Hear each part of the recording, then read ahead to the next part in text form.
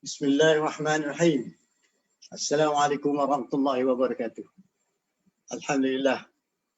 Alhamdulillahirabbil alamin. Wassalatu wassalamu ala asyrafil anbiya'i wal mursalin wa ala alihi wa sahbihi ajma'in. Assalamualaikum warahmatullahi wabarakatuh. Okey, selamat datang pada sahabat yang dapat masuk insya-Allah. Ini Master Coach akan bersembang-sembang dengan tajuk berhubung dengan Developmental Listening bahagian 2. Ini merupakan sambungan apa yang disebut semalam, iaitu pukul 5 lebih, sambungan tapi ke peringkat kedua. Kalau sebelum ni kita cakap banyak isu developmental coaching ataupun developmental listening berhubungan social emotional. Tetapi hari ini kita akan cuba menyentuh tentang cognitive development pula. Bagaimana orang tu cakap menggunakan pemikiran, logical, tentang logical thinking dan sebagainya. Ini merupakan satu sudut yang selalu kita dengar seseorang cakap.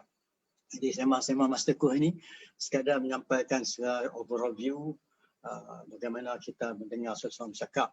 Dan oleh sebab developmental coaching dia ada keistimewaan, dia boleh mendengar dua, ya, social emotional dan cognitive development. Dari segi cognitive dan dari segi social emotional. Tetapi keseluruhannya orang dengar sebagai satu. Tetapi dalam peringkat ni dia punya tesis dia pecah dua, kita boleh mendengar kalau yang dilatih dan terlatih. Jadi ini merupakan sesuatu yang memerlukan pembelajaran, yang perlu di mentor bertubi-tubi dan juga memerlukan banyak pengalaman dan kena buat banyak praktikal, melalui praktikal dan sebagainya, dan dibantu oleh master coach, master yang boleh buat mentor coach. Alright. Jadi dengan arti kata sesuatu yang kita lalui merupakan satu orang kata step, setiap satu kejayaan dia akan meninggalkan orang kata satu imprint, satu orang kata tapak. Selalunya macam itulah. Jadi hari ini sembang-sembang. Kalau sebelum tu kita mencerita mendengar keseluruhan, right? Macam mana teknik pendengaran, iaitu dengar first, kita mendengar dari segi macam mana kita beri perhatian pada dia bercakap, attention. Yang kedua kita melihat seseorang tu bercerita mempunyai dia ada sendiri ada inquiry system. Cara cerita tu ikut bagaimana penyampaian ayat yang guna pakaian dan ubah bahasa sebagainya untuk mengikut kemampuan kuliahan dia. Waktu dia kata mengikut developmental stage seseorang. Yang ketiga, kita melihat sesuatu bagaimana dia mencerita sesuatu dalam bentuk observation, pemerhatian. Bagaimana dia cerita pendapat dan pemerhatian dan sebagainya. Itu merupakan overall yang kita dah terang, itu overall. Dan last sekali iaitu keempat, dia ceritakan sesuatu yang mengikut perasaan dia, pengalaman dia ataupun kita panggil mengikut resonance. Ini sesuatu yang kena belajar, right? Tapi sekadar saya menyampaikan. Dan kita telah mendengar tentang pendengaran dari sudut social emotional, sebahagian dari developmental coaching. Yang sekejap lagi saya cakap pasal cognitive, ataupun cognitive development. Jadi dalam social emotional dah saya terang panjang semalam, yang mana terdapat beberapa peserta bertanya soalan yang very relevant and very good topic. Ini merupakan sembang-sembang sebagai satu daya usaha memberi sedikit sharing, alright? Share sedikit orang kata ilmu setakat mana yang mampu, alright? So hari ini kita mendengar, kadang-kadang kita boleh dengar seseorang tu cakap tapi kita tak pasti apa yang disampaikan. Sebab satu, mungkin kita tak dilatih. Kedua, pendengaran kita mendengar apa yang kita pernah dengar saja.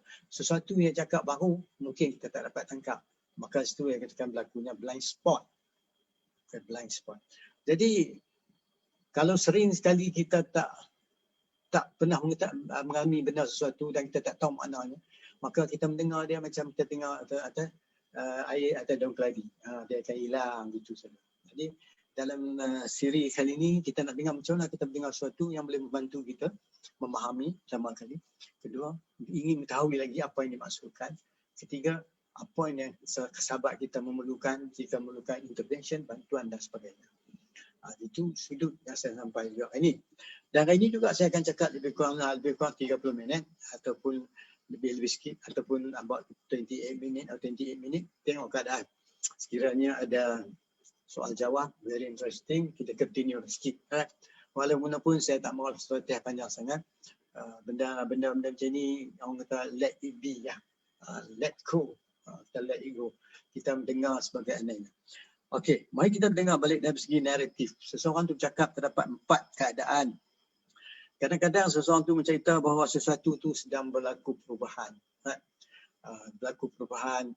Kalau dia cerita, saya dulu masa saya kecil-kecil, these are the game that I used to play.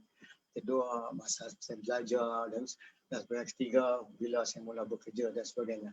Itu menceritakan perubahan ataupun proses sudut tu, tapi keseluruhannya cerita itu merupakan konteks benda telah berlaku. Jadi dalam tiap-tiap satu story yang dicerita tu, history tu merupakan konteks, tetapi dalam sudut menceritakan perubahan. Okey. Jadi situ kita mengetahui bahawa seseorang tu cerita ke satu, ada benda yang cerita tu takkan habis, dia akan continue. Itu kata proses. Yang kedua, yang mana dia bercerita tiap-tiap satu tu dia ada layer-layer, dia ada berlapisan. Itu dia cerita berlapis antara satu dengan satu. Kadang-kadang kita baca buku pun macam tu juga. Ini yang dikatakan penyampaiannya dan bentuk dalam segi konteks. Dan dalam cerita juga kadang-kadang walaupun benda telah berlaku, tapi dia ada juga proses sesuatu yang harap akan berlaku perubahan, penambah baik nilai, penambahan ilmu, penambahan sesuatu yang terbaru. Macam tu juga orang buat perniagaan dan sebagainya. Dan di situ juga kadang-kadang dia akan cerita sikit mana peringkat.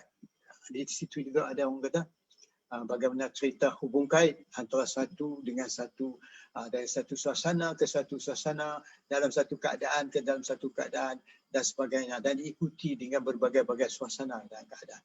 Itu yang kedua, cara orang sembang. Ini saya cerita cara orang sembang secara rambang. Ya, kalau orang yang belajar dia boleh dengar. Okey, macam ni. Yang ketiga ialah apabila cerita satu dia cerita bagaimana ada sesuatu yang dia bercakap, orang kata on common ground. Sesuatu yang ada persamaan. Sesuatu yang cerita ada, walaupun perbezaan dia ada persamaan. Dia tumpu kepada persamaan. Maka daripada persamaan inilah membenarkan seseorang boleh mengetahui sesuatu yang dia tak tahu. Ini sesuatu penceritaan yang boleh membantu orang yang ingin mengetahui apakah yang dimaksudkan dengan penceritaan daripada sudut development listening yang kedua, iaitu sudut daripada bentuk logik ataupun presentation atau kita kata dari segi kognitif pemikiran. Yang keempat selalunya ialah bila dia cerita selalunya menyebabkan here I am here today. I mean dia ada transform. Kalau dulu dia pada mula-mula masuk universiti, belajar dah habis dan sekarang dia sampai sini. Ini merupakan tiga benda tu tadi ada. Konteks dia cerita tu memang ada dan cerita perubahan dari satu zaman ke satu zaman sehingga pergi belajar ke universiti dan sampai dia bekerja dan sebagainya, dan semuanya hubung kait antara satu dengan lain. Alright. Dia kata dia ada konteks and then dia ada proses, sesuatu yang perlu tambah nilai balik, dan perkara yang sama juga dia ada orang kata hubung kait. Jadi tiga benda tu. Relationship dia, kalau dulu dia cara cerita pasal dengan bos dia, sekarang dia cerita hubungan dia dengan bos dia, dengan orang bawah dia. Pasal dulu dia mungkin tak kerja tapi sekarang dia bekerja. Maka di situlah kita katakan dia sendiri menceritakan sesuatu dalam proses transformasi yang dia lalui. Proses transformation pada diri dia. Okey, itu daripada sudut developmental listening skill. Jadi saya dah terangkan empat benda tadi. Dan rupanya tiap-tiap empat tu tadi dia merupakan satu yang kita katakan dia ada sesuatu yang hubung kait antara satu dengan lain. Sebab tu terkadang-kadang seseorang tu mencerita kat kita mungkin benda tu belum ada lagi tapi dia mengharap akan berlaku. Misalnya orang yang ada cita-cita. That's why perlunya kita ada ambition. Perlunya kita ada cita-cita untuk berjaya. Dengan adanya cita-cita maka kita boleh berusaha sampai benda tu berjaya. Sebab tu bila kita buat bisnes, walaupun kita buat sesuatu mesti ada matlamat. Itu matlamat yang kita buat tu sekarang ni dia ada matlamat tu, tetapi dia masih belum menghadir diri. Dia mengatakan still in absent. Satu kata dia panggil absent. Jadi absent ni lah menyebabkan sesuatu berlakunya perubahan. Mereka gig ekonomi, kerja banyak orang boleh pilih kerja macam-macam kerja yang boleh, yang tak boleh dan sebagainya. Jadi satu kerja mungkin seorang tu bekerja mungkin 3-4 kerja sekali. Alright. Kalau dulu kita kerja situ sampai kita hujung sampai 2 year sampai kita pencen. Tapi sekarang ni Mungkin orang kerja satu, petang lagi dia ada lagi tambahan, malam dia ada kerja lagi. Because peluang-peluang memang banyak bagi mereka yang melihat sebagai sudut peluang. Jadi keseluruhan yang saya sampaikan tadi, cara penyampaian saya cerita tadi, kalau tuan-tuan boleh mendengar, bila seseorang cakap, dia tidak ada sequence, dia tak ikut ABC, dia cerita bukan ada consequential, tidak. Dia cerita apa saja. Sebab tu kadang-kadang kita dengar dia cerita macam sahabat kita tanya, pasal apa seorang tu cerita macam meloncat-loncat? Memang kalau kita tak tahu dia punya sequence, kita dengar dia terloncat-loncat. Sebenarnya itu cara dia bercerita. Kalau sesuatu yang belum ada, cerita dia lain. Sesuatu yang telah berlaku, cerita dia lancar. Sesuatu yang akan berlaku yang diharap berjaya sebenarnya, mungkin dia tersangkut-sangkut sebab sesuatu belum ada. Sebab tu kata it is absent. Dia kata sebab tu reality is being punctuated by absent. Itu apa yang orang cakap, saya hanya menyampaikan. Dan kalau kita boleh mendengar pun mencukupi untuk kita memahami seseorang. Dan keseluruhan saya cerita situ, tak lari juga bagaimana seseorang cakap dari sudut focus of attention. Waktu dia cakap tu keadaan dia mencerita kat mana. Adakah dia cerita walaupun yang sudah dia cerita yang tempat yang lalu, tapi dia punya fokus ialah ke hadapan. Tak tahu macam mana dia fokus ke hadapan dengan berdasarkan apa yang dia lalui, because yesterday is a history. Rupanya situlah permulaannya. Kalau tidak ada sejarah, tidak ada konteks, tidak ada orang kata konteks suasana dia lalui, maka dia tak boleh ada orang kata perjalanan. Dia kena lalui proses tu. Dan yang kedua, selepas dia fokus attention, dan cara dia bercerita menggambarkan bagaimana dia boleh mengolah bahasa, bagaimana penyampaian dia, setengah orang teratur dengan elok, setengah orang dia kurang teratur sikit, dia dengar macam putus-putus, setengah orang cakap dia slow and steady, up and down. Dia pergi ke atas, dia turun balik ke bawah. Cara-cara masing dia punya inquiry, cara pendekatan ilmu, kebolehan, penggunaan bahasa, olah bahasa, tutur bahasa dan sebagainya, mencerminkan kemampuan dia. Ya. Dan yang ketiga juga, dia cerita sesuatu seperti dia sedang melihat, walaupun benda itu telah berlaku, as if it's happening right in front of his eyes, walaupun benda itu telah berlaku. Sebab apa yang disampaikan kita ialah dari sudut pandangan ilmu yang ada pada dia terkini. Walaupun benda yang lama, tapi corak penyampaian dia semua dah berubah. Itu menunjukkan salah satu skill. Dan kalau kadang-kadang kita dengar orang cakap tu, memang tuan-tuan orang tu skill dia tinggi, maka kita yang nak bantu dia pun kita kena tingkatkan ilmu kita. Kalau tidak, it's difficult for us to help him. Nak menyediakan what is the right orang kata intervention. Dan yang keempat juga saya menceritakan resonance. Bagaimana kadang-kadang keadaan dia, ending of the story, cara dia bercerita, body language dan sebagainya, mencerminkan sesuatu. Kadang-kadang dia ada kesan somatik. Kesan kadang-kadang dia rasa kesedihan. Sebab itu kalau kita boleh dengar cara penyampaian, dari sudut penyampaiannya, dari segi intonation, bahasa yang dipakai mencerminkan keadaan diri dia. Maka di situlah yang kita salah satu cognitive listening skill. Okay, developmental skill, developmental listening dia ada dua. Satu, social emotional listening. Yang kedua, cognitive listening. Jadi apabila kita boleh pecahkan apa yang disampaikan oleh seseorang itu, maka mudah kita nak membantu dia. Tapi nak tahu itu kenalah belajar, kenalah dilatih oleh mentor-mentor yang berpengalaman yang telah pun melaluinya. Dia memerlukan banyak man hours. Of course, kita have to learn from mistake. Macam kita belajar rescue mula-mula dulu, mesti jatuh. Tapi kalau kita minat, kita naik lagi walaupun kita terjatuh, akan luka dan sakit, tapi tetap kita bangun, tak usah. Sebab kekuatan diri kita, resilient diri kita, kita nak berjaya. Sifat macam tu perlu ada pada kita terkini. So saya ingat saya dah cakap dah lebih kurang 20 minit. Kalau sahabat-sahabat yang masuk, kalau ada soalan nak tanya, boleh tanya dan saya akan sambung balik. Jadi untuk nak wrap up apa yang saya sampaikan tadi, saya ingat ada lagi 8 minit ke 9 minit. Seseorang tu kadang-kadang dia bermula dengan sesuatu yang konteks, dah berlaku dan sesuatu yang orang kita boleh tengok tanda-tanda kalau sejarah dan sebagainya. Yang kedua, seseorang tu cerita apa yang dia mengharapkan benda tu. Sebab apa yang cerita ada berlaku perubahan daripada A, B, C. Perubahan-perubahan tu menyebabkan dia melihat sesuatu tu bukan statik. Sebab tu kita unceasing change. Sesuatu tu ada perubahan. Jadi kalau pertama tadi konteks, contextual, atau yang kedua dari proses. Dan ketiga dia ada cerita Bagaimana dia cerita sesuatu, dia terpaksa akan melakukan sesuatu walaupun dia tak suka sebab dia ada relationship.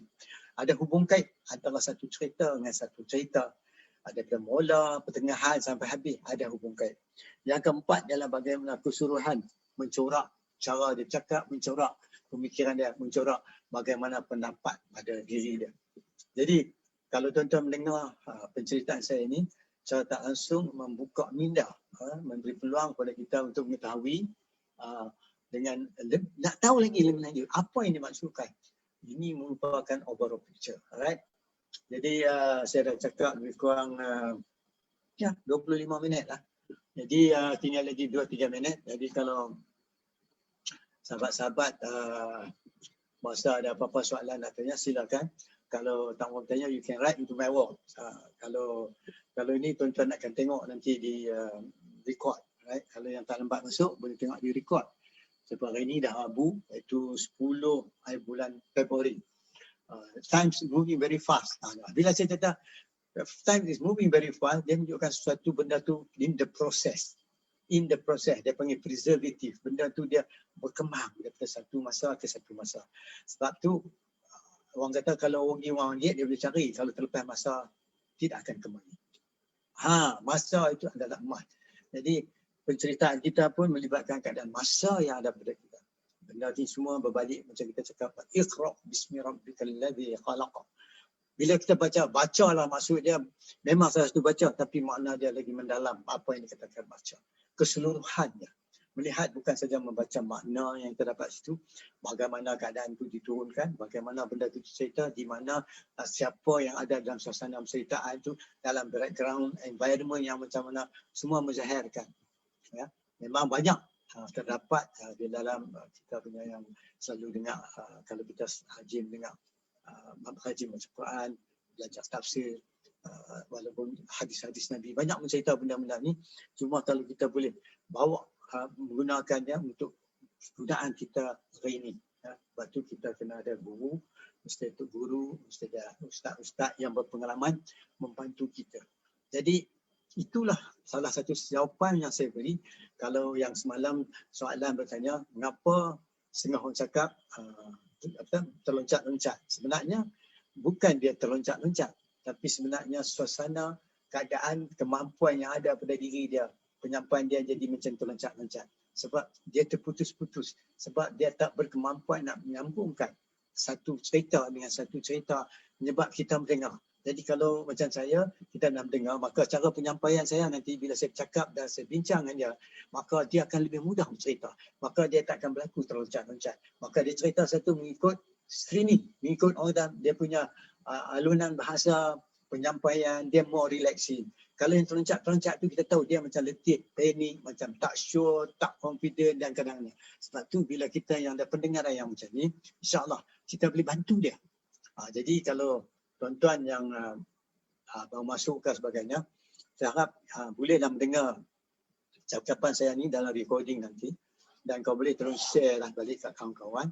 Sebab saya pun cuba nak ringkaskan cakapan saya lebih kurang 25 minit, 30 minit. Jadi because ni time ni time orang makan.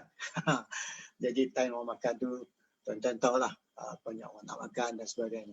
Jadi itulah jawapan saya bagi puan.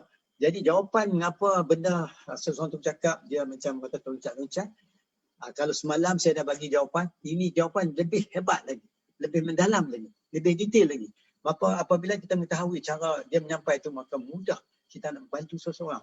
Umpamakan kita seorang pegawai. Kalau kita memang kita bekerja, kadang-kadang kita tak dilatih macam mana nak buat.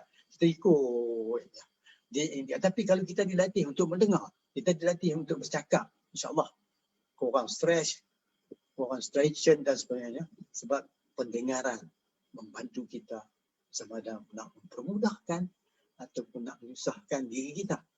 Jadi rupanya lagi kita belajar, lagi banyak kita nak tahu. Bila banyak kita nak tahu, keadaan kita berubah sebab kita bersedia untuk menerima sesuatu yang terbaru. Kadang-kadang kita pergi mencari sesuatu yang terbaru dengan harapan boleh membantu. Sama ada tugasan yang kita lalui atau mengatasi pengalaman-pengalaman kita lalui dulu yang mana kita rasa sesuatu yang boleh memberi faedah kepada sahabat-sahabat kita. Jadi sekarang ni dah mungkin 12.25. Sekarang ni mari kita tengok siapa yang ada masuk. Ini orang tak banyak. Oh, terima kasih Cik Muhammad Nazri. Oh, Puan Emma yang tanya semalam. Terima kasih Puan Emma. Saya harap Puan Emma tengok baliklah nanti penyampaian saya. Saya terang lebih terperinci lagi apa yang saya cerita semalam.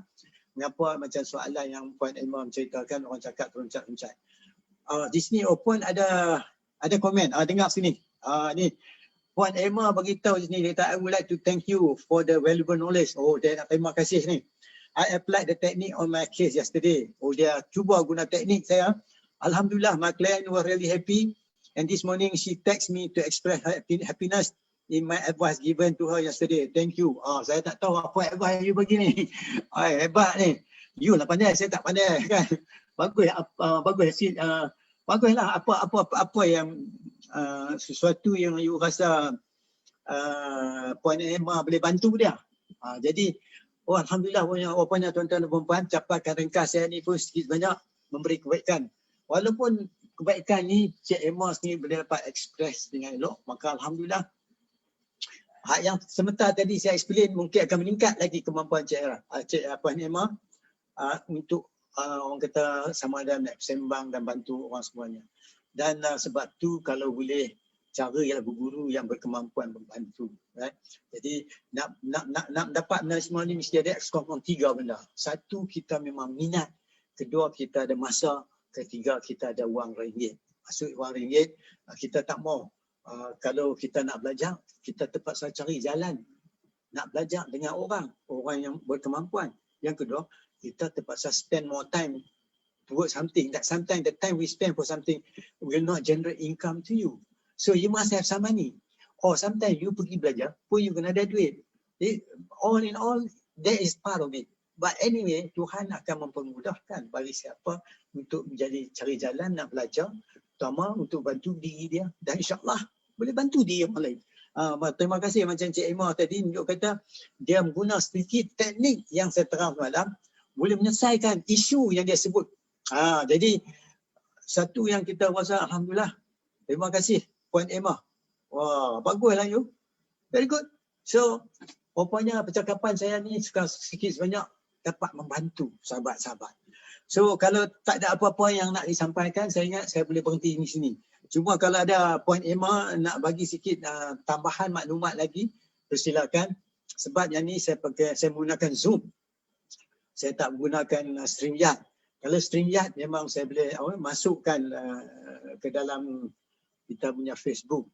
Tapi di sini pasal saya gunakan Zoom, maka saya tak boleh nak bawa masuk ke dalam Facebook. Right? Jadi itu pengalaman yang Cik Emma cakap tadi. Very valuable knowledge and technique dia kata. My client was really happy. Alhamdulillah. Rajin-rajin mendengar saya cakap ni. Saya tak cah satu sen pun. Saya tak minta pun satu sen. Saya harap berjaya lah. Usaha yang terbaik. Dia Puan Emma beritahu, I applied on the listening technique as you shared yesterday. Alhamdulillah. Bagus. Ingat sahabat yang dapat masuk ini kepada saya, seorang lagi masuk. Risk goal. Apa risk goal? Salam. Terima kasih kerana datang. Puan Emma kata dia guna sikit teknik yang saya sembang-sembang untuk maklumkan perempuan. Banyak juga orang yang telah belajar dengan saya ni. Salah seorangnya macam Puan Emma ni 5-6 tahun dulu. Dia belajar. Dia masih mengikuti lagi perkembangan. Selama berapa hari? Sehari ke 2 hari saya tak ingat. Masa dia belajar dulu. Dan beberapa grup dia. Ada grup dia masih ingat saya lagi. Ada yang tak kenal saya lagi pun ada. Itu perkara biasa. Because human. You are human. Human ni tak perfect. Kita ni imperfect. So terima kasihlah teknik tu you kata tu. Kalau ada apa-apa lagi you tulis di sini,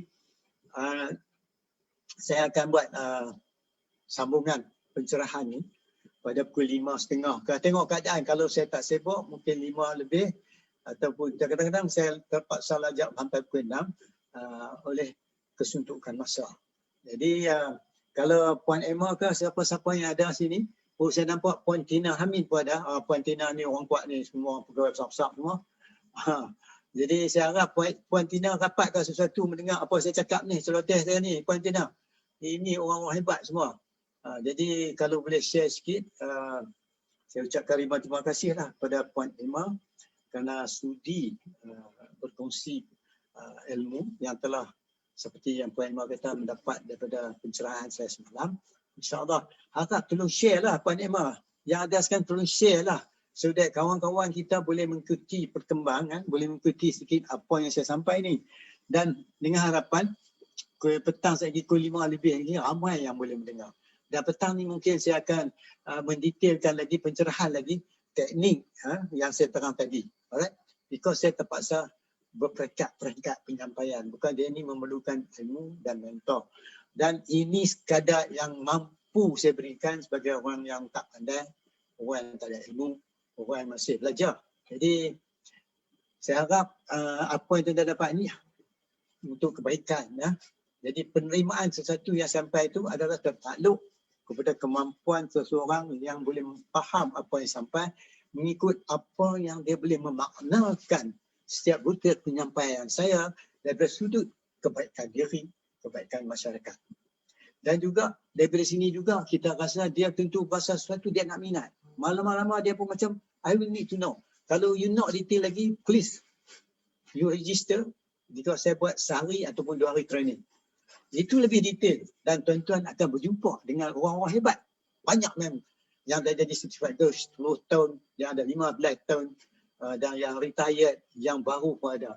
Jadi saya rasa sesuatu yang saya sampaikan ni adalah untuk kebaikan pada anda semua. Jadi share. Oh, nanti saya nak keluar tak habis ni. Puan Emma kata, I applied on the listening technique as you shared yesterday. Wah, terima kasih. Okay. Oh, ni you sama dengan Puan Katie kan? Katie. Ya, Emma, you sama dengan satu Puan Katie kan? Lepas tu dia buat Masters in Applied Entrepreneurship di Masmed. Kalau saya silap. Puan Emma. InsyaAllah, I will share. Please, you share as many as you can. Ni tak kena bayar dah. Melainkan kalau tak ada share, saya akan tutupkan dan you akan tengok dalam YouTube.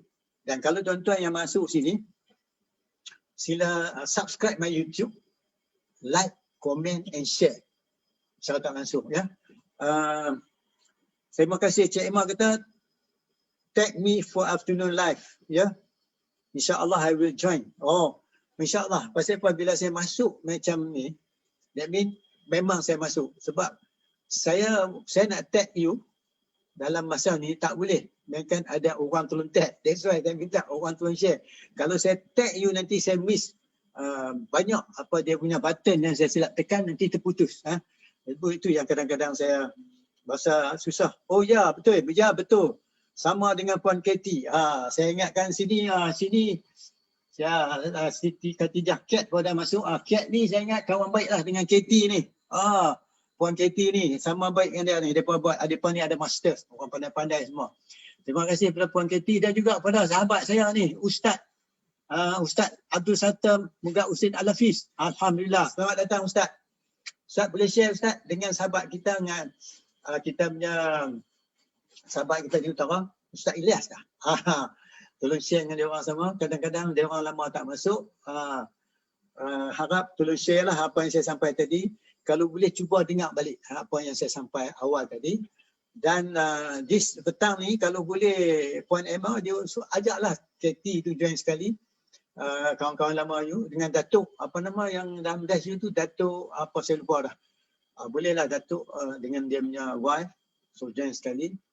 Dan juga Fi'adha Yafain Shah Alam dan Kelang, dan juga ada satu duduk kat belah apa ni, kat Selayang ke mana yang buat perniagaan food masa tu, pemakanan. Banyak yang saya jumpa peserta-peserta khusus saya dulu.